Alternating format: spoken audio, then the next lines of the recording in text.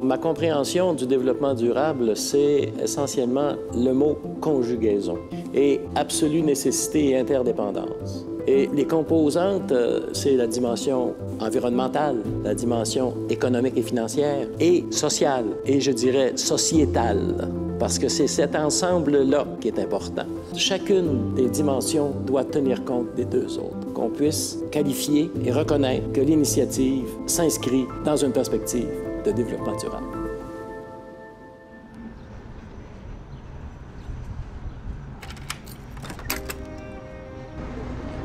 C'est pour moi un immense honneur de pouvoir vous annoncer qu'après tant d'années de préparation, la CSN lance aujourd'hui son fonds de développement pour la coopération et l'emploi, Fonds d'action.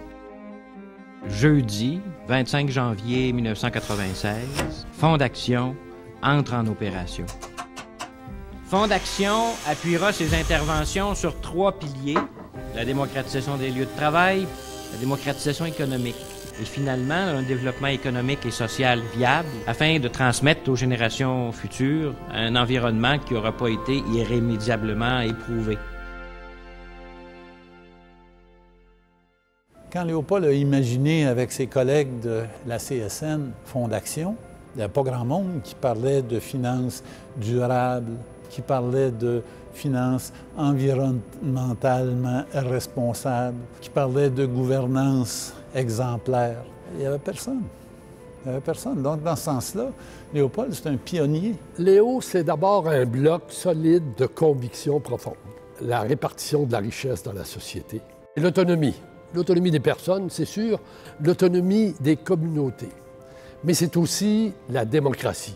Et c'est quelqu'un qui est préoccupé des résultats. C'est quelqu'un qui est aussi un philosophe dans l'âme, et ce regard-là, cette profondeur-là, dans une société qui en ce moment est tellement dans l'éphémère et le spontané, ça amène une meilleure prise de décision, selon moi. Mais Léo, c'est quelqu'un qui réfléchit aussi dans l'urgence, mais pour inscrire dans la durée la solution qu'on va trouver pour l'urgence. Donc, c'est un véritable développeur.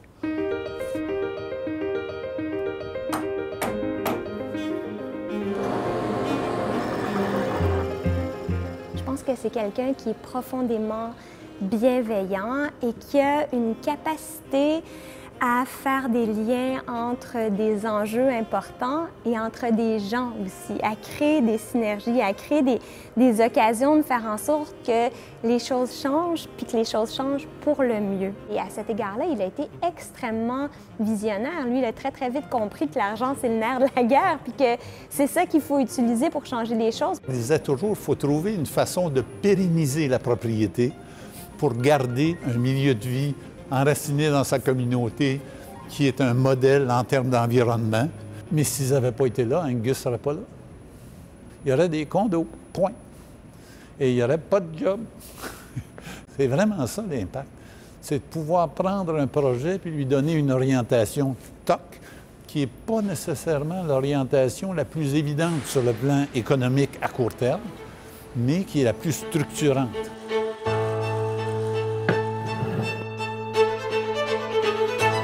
Léopold est quelqu'un qui n'a jamais cherché la gloire.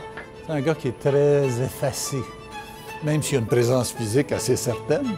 Je pense que si on demande à n'importe qui dans la rue qui est Léopold Beaulieu, il y a beaucoup de gens qui ne sauront pas qui c'est. Pourtant, Léopold aura une influence sur leur vie à eux, même s'ils ne le connaissent pas. Indirectement, ils ne le savent pas, mais c'est quelqu'un qui a eu un grand impact à travers toutes ces années-là. Il a donné du sens à l'argent. Tel un tabouret à 3 pattes. Pour être en équilibre, pour être durable, le développement doit accorder la même importance à des objectifs sociaux, environnementaux et économiques. Je pense que ce qui est important, c'est d'avoir la conscience, toujours en développement, parce qu'on apprend toujours les uns des autres, d'avoir la conscience de contribuer à quelque chose de plus grand que soi.